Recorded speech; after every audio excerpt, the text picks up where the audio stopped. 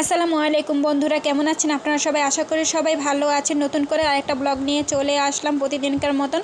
তো দেখুন, আজকে আমি এই যে পিৎজা বানিয়েছি, গরম গরম পিৎজা। আর পিৎজা বানাতে গিয়ে আমার বেসিংয়ে দেখলেনি তো অনেক থালা বাসন জমে গিয়েছে। তো আমি পিৎজাটা চুলার থেকে নামিয়ে এনে এখানে ঠান্ডা করতে দিয়েছি। আর ভাবলাম যে এখানে পিৎজাটা ঠান্ডা হতে থাক, আর আমি ওদিকে থালা বাসনগুলো ধুয়ে ক্লিন করে নেই, কারণ কাজ জমে যাবে না হয়।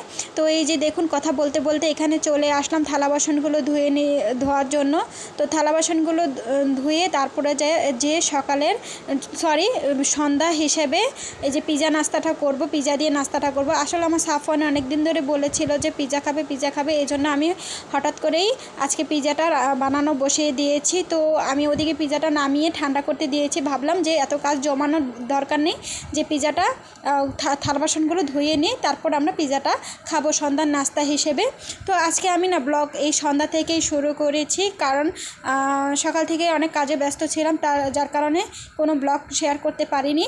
তো দেখুন, কথা বলতে বলতে এর মধ্যে আমার থালা বাসনগুলো ধোয়া হয়ে গিয়েছে, আর বেসিনটাকে আমি ঝকঝক করে ক্লিন করে নিচ্ছি, ভালোভাবে ধুয়ে নিচ্ছি। কারণ থালা বাসন ধোয়ার পরে বেসিনটা ময়লা হয়ে থাকে, যার কারণে বেসিনটা ধুতে হয়, নাহলে বেসিনটা ময়লা হয়ে যায়। আর কথা বলতে বলতে দেখুন, বেসিনটাকেও আমি সুন্দরভাবে ধুয়ে নিয়েছি, আর বেসিনটা দেখতে কত সুন্দর লাগছে। তো ওদিকে থালা বাসনও ধোয়া শেষ, এদিকে বেসিনটাও কী সুন্দর ঝকঝক লাগছে। আর এদিকে থালা বাসনগুলো ঝরা দিয়েছে একটা ঝুড়ির মধ্যে, আর থালা বাসনগুলো ঝরা দিয়ে এখানে চলে আসলাম সন্ধ্যার নাস্তা করতে, মানে পিৎজাটা খেতে। তা আমার সাফওয়ান এখানে বসে আছে পিৎজা খাওয়ার জন্য। তো আমি পিৎজাটাকে কেটে নিয়েছি, এখন ওকে খাওয়াবো। তো এদিকে দেখুন, পিৎজা খাওয়া হয়ে গেছে সন্ধ্যার নাস্তা হিসেবে। তো দেখুন আমার সাফওয়ানে ঘরটার অবস্থা কি করে রেখেছে খেলনাগুলো দিয়ে।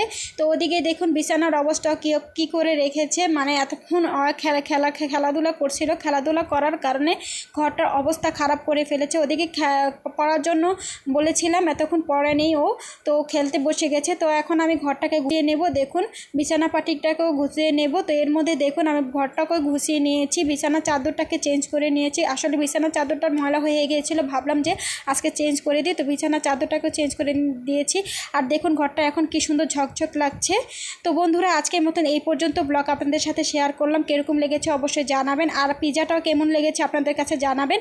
তো যদি পিৎজাটা A to Z দেখতে চান তবে আমাকে কমেন্টসে জানাবেন, তাহলে আমি A to Z পিৎজা নিয়ে আরেকটা ব্লগ বানাবো। আর তাছাড়া আমার একটা রান্নার চ্যানেল আছে, আসলে আমার একটা চ্যানেল আছে সুমি কুকিং ব্লগস, চাইলে সেই চ্যানেলে যে অনেক রান্নার ভিডিও আছে সেখান থেকে দেখে আসতে পারেন, সেখানেও পিৎজা রেসিপি আছেন। তারপরেও যদি আপনারা দেখতে চান তাহলে আমি এইখানে এই ব্লগের চ্যানেলে আপনাদেরকে A to Z পিৎজা বানিয়ে দেখাবো, একদম দোকানের মতন, দোকানের থেকেও আরও সুন্দর হবে আমার পিৎজা ইনশাল্লাহ, দেখেই বুঝতে পারছেন। আল্লাহ হাফেজ।